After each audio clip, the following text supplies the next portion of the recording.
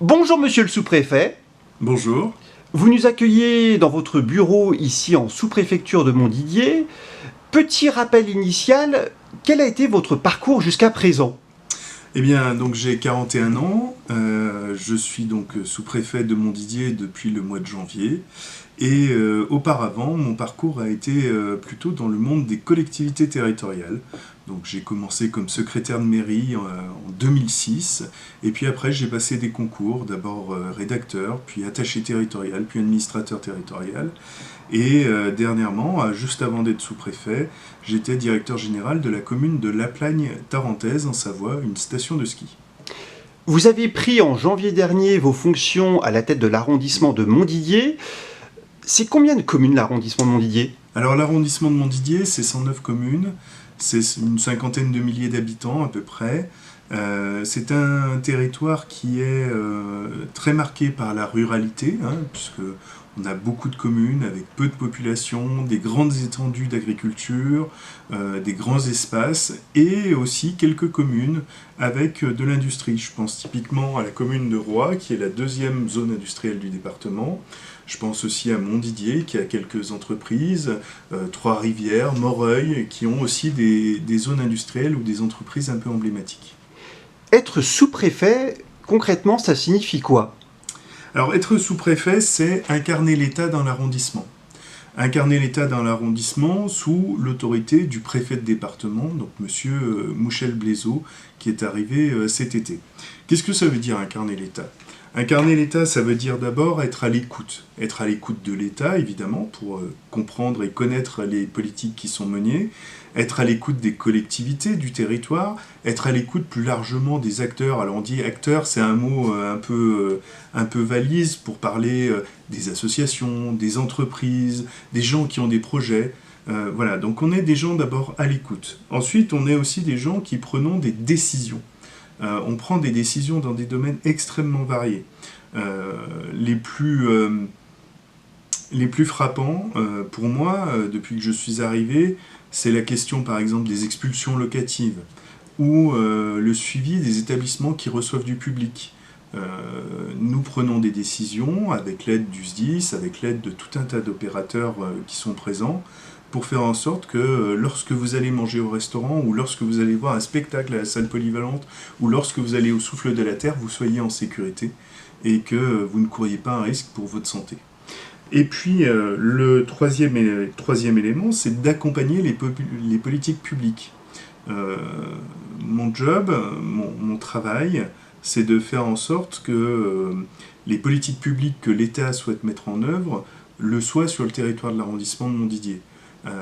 Alors il faut bien comprendre, ces politiques publiques, c'est pas juste pour se faire plaisir entre quelques hauts fonctionnaires. Ces politiques publiques, elles ont pour objet de faciliter la vie des gens, d'améliorer la vie, de préparer l'avenir.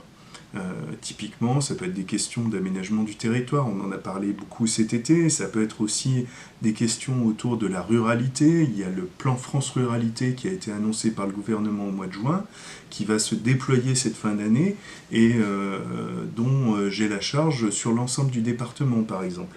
Et puis pour terminer, les enjeux, c'est la sécurité et l'ordre public. À ce titre-là, je travaille quotidiennement ou quasi quotidiennement avec nos forces de sécurité, la gendarmerie, l'escadron départemental de sécurité routière, mais aussi les pompiers quand c'est nécessaire, puisque en tant que sous-préfet, je suis chargé de veiller au respect de l'ordre public sur mon arrondissement et au respect de la sécurité des personnes et des biens.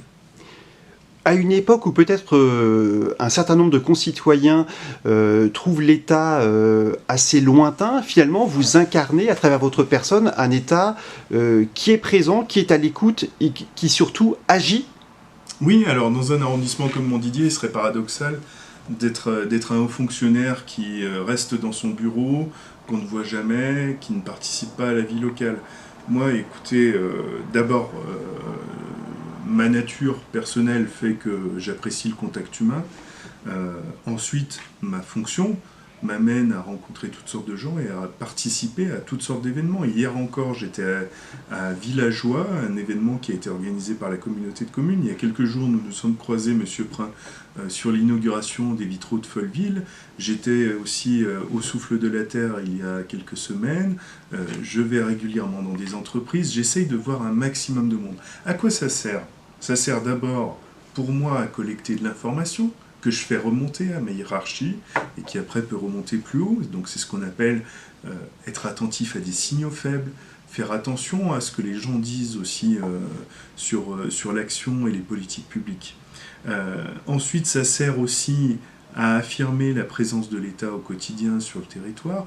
L'État, malheureusement, pendant quelques décennies, via différentes politiques publiques, s'est recentré. On a eu l'impression qu'il quittait les campagnes. Aujourd'hui, le discours très clair de la Première ministre et du Président de la République, c'est de dire l'État est présent, l'État est proche de vous, l'État vous apporte des services. Un des exemples les plus frappants, c'est le succès des France Services qu'on a de partout. Nous sommes ici à la sous-préfecture de Montdidier. Nous sommes les voisins de la France Service qui est gérée par la mairie de Montdidier. C'est des dizaines de personnes qui viennent tous les jours pour faire des démarches. On est dans un accompagnement le plus proche possible, le plus personnalisé possible. La sous-préfecture que vous venez d'évoquer, je parle du bâtiment, qui a une signalétique qui permet de bien la situer. Hein. Oui, alors ça fait partie des évolutions. Vous le savez, jusqu'en janvier, la sous-préfecture est jumelée avec l'arrondissement de Péronne. Donc à ce titre-là, il y avait les personnels de la sous-préfecture de Montdidier qui restaient présents sur le site, mais le sous-préfet était commun entre Péronne et Montdidier et donc venait de manière ponctuelle pour travailler sur l'arrondissement. Et il avait quand même plus de 300 communes à gérer et donc ça nécessitait quand même beaucoup d'acrobatie. Alors forcément, la symbolique de la sous-préfecture n'était pas forcément la priorité à cet instant-là. Il se trouve que je suis arrivé, qu'on m'a nommé comme sous-préfet de Montdidier, et à ce titre-là, la symbolique est devenue beaucoup plus importante. La symbolique d'avoir un panneau sous-préfecture à l'entrée, vous l'avez noté, la symbolique aussi d'être présent sur le territoire, la symbolique, comme je vous le disais il y a quelques instants, d'aller à la rencontre des gens. Être sous-préfet, c'est tout à la fois un honneur, une responsabilité et une joie ? Alors, on va reprendre dans l'ordre. Un honneur, oui, évidemment, puisque servir l'État, c'est quand même une belle marque de confiance. Ma nomination a été signée par le président de la République en personne. C'est quand même pas la majeure partie des postes dans la fonction publique qui le sont. Une responsabilité, évidemment, puisque, on le sait, un sous-préfet à Montdidier va rester pendant une durée assez courte. On est sur quelques années tout au plus. Et ça veut dire que pendant cette durée-là, il faut que chaque jour soit un jour où on a un impact sur la vie des gens, un impact pour améliorer la vie des gens. Le but, c'est pas d'enquiquiner les Français, le but, c'est d'améliorer la vie des gens. Faire en sorte que vous puissiez circuler en sécurité sur les routes de campagne.